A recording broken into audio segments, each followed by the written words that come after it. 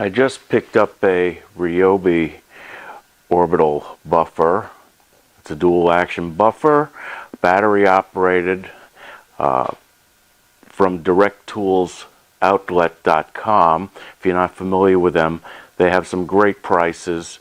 It tends to be refurbished and blemished equipment, and they've been very good as far as pricing goes. I paid $115 for the set, which came with a battery, charger, pads, and the buffer, of course. And normally it goes for something like $2.25, so that's quite a deal. Here we have the buffer. It has a 4 amp hour battery, 5-inch plate. Speed control goes up to something like 6,800 RPM. I've only done it down at about 4,000 to buff out my Miata prior to using a ceramic coating on it. It worked very well. I came across one gentleman doing a video who did not put the handle on. I didn't see a lot of videos on this, by the way, which is why I'm doing this. He did not put the handle on, but I found by putting the handle on, I have a more stable base if I just want to put it down in the driveway without worrying about it turning over. Also, as far as the battery goes, I used a 1.5 amp hour battery, and it was more than enough to do the Miata with a single sweep of some Meguiar's number 9.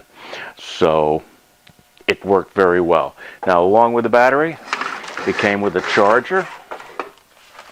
Okay, and it came with 3 pads. We have a cutting pad, we have a finishing pad, nice and soft, and there was also a 3rd pad for correction. That is in the wash. Since I just used it, I tend to throw my pads into the washing machine, and as long as they last, fantastic. If not, I'll replace them. Up until now, the correcting pads seem to work very well. Up until now, I've used the Hexlogic pads. I like them very much. They were very easy to tell. Like, these are color coded. So with the Hexlogic, we'll see if I like these better over time. But that's the pack. I mean, just the pads these days can go for between 10 and 20 bucks each. Charger and battery, what are you looking at, 50 bucks? So in the end, the charger ends up costing me something like 60 bucks. That's an untouchable price. So there you have the package. Worked very well. You'll see the results in a minute. I had no issues doing the car.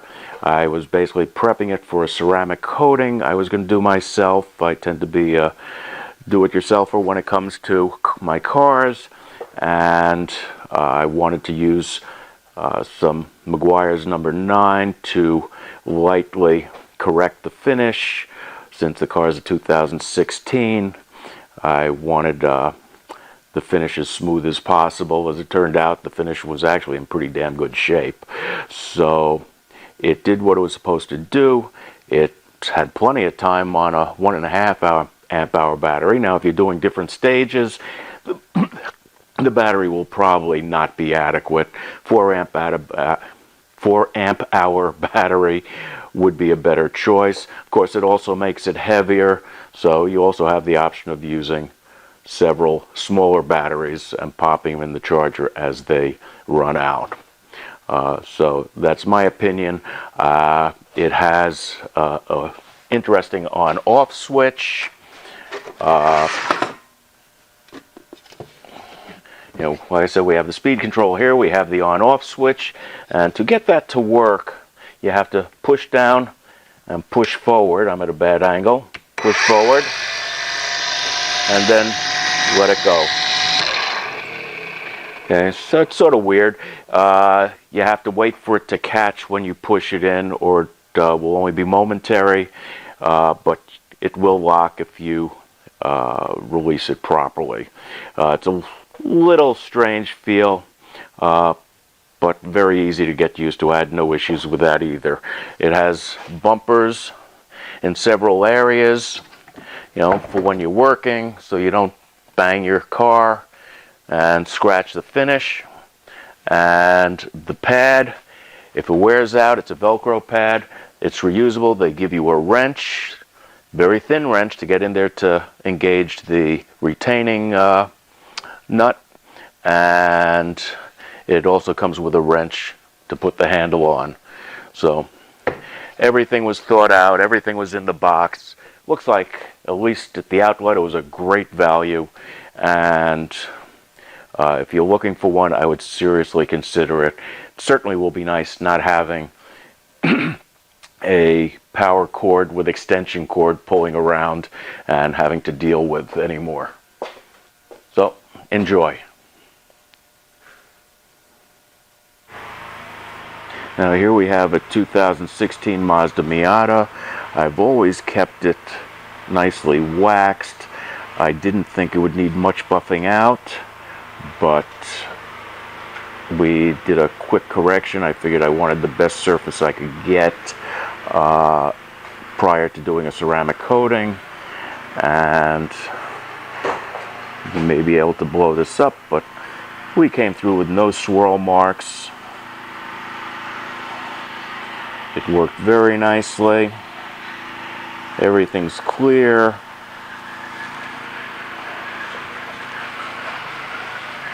And I'm very happy with the results. Very smooth finish. And the whole car came out as nicely as the hood. Perhaps the lighting could have been a little better for this. My apologies if you feel that way, but I did the best I could. Since the light is going down on me, I've done the hood with Meguiar's number 9 to start the correction. It is a noted improvement over the stripped off wax, so after 7 years, it would appear, despite being kept nicely waxed, the paint did need the correction. So, not going to go over the whole car since, for the video that is, since the back has not been done, but you can see how it's going here, and it will shortly be ready for the ceramic coating. So, here we go.